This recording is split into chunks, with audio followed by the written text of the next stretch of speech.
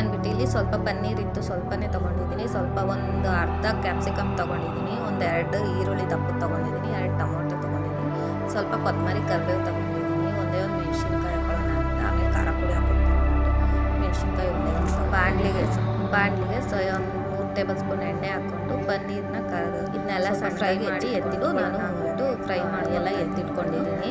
ಅದು ಕ್ಯಾಪ್ಸಿಕಮ್ ಜೊತೆಗೆ ಹಾಕೊಂಡು ಫ್ರೈ ಮಾಡ್ಕೊಬೇಕಷ್ಟೇ. ಅದನ್ನ ಸೈಡ್ಗೆ ಎತ್ತಿಟ್ಕೊತಾ ಇದ್ದೀನಿ. ಸ್ವಲ್ಪ ಕಲರ್ ಚೇಂಜ್ ಆಗೋವರೆಗೂ ಫ್ರೈ ಮಾಡಿಬಿಟ್ಟು ಸೈಡ್ಗೆ ಎತ್ತಿಟ್ಕೊತಾ ಇದ್ದೀನಿ. ನಾನು ಸಿಂಪಲಾಗಿ ಪಲ್ಯ ಮಾಡ್ಕೊಬೋದು, ಚೆನ್ನಾಗಿರುತ್ತೆ. ಚಪಾತಿಗೆ ಪೂರಿಗೆಲ್ಲ ಚೆನ್ನಾಗಿರುತ್ತೆ. ಗ್ರೇವಿ ಥರ ಮಾಡ್ಕೊತಾ ಇದ್ದೀನಿ. ಸಿಂಪಲಾಗಿ ಚೆನ್ನಾಗಿರುತ್ತೆ. ನೋಡಿ ಸ್ವಲ್ಪ ಹಾಗೆ ಫ್ರೈ ಮಾಡಿಕೊಂಡು ನೋಡಿ ಕ್ಯಾಪ್ಸಿಕಮ್ ಹಾಕ್ಕೊಂಡು ಫ್ರೈ ಮಾಡ್ಕೊತಾ ಇದ್ದೀನಿ. ನಾನು ಸಿಂಪಲಾಗಿ ಮಾಡ್ಕೊಬೋದು, ಚೆನ್ನಾಗಿರುತ್ತೆ.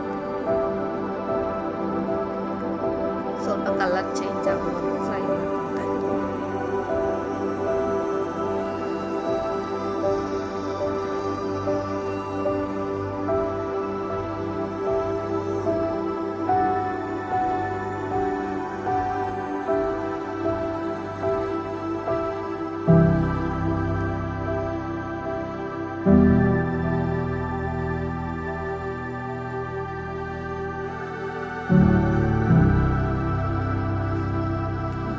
ಎಲ್ಲ ಸ್ವಲ್ಪ ಕಲರ್ ಚೇಂಜ್ ಆಗ್ತಾ ಇದೆ.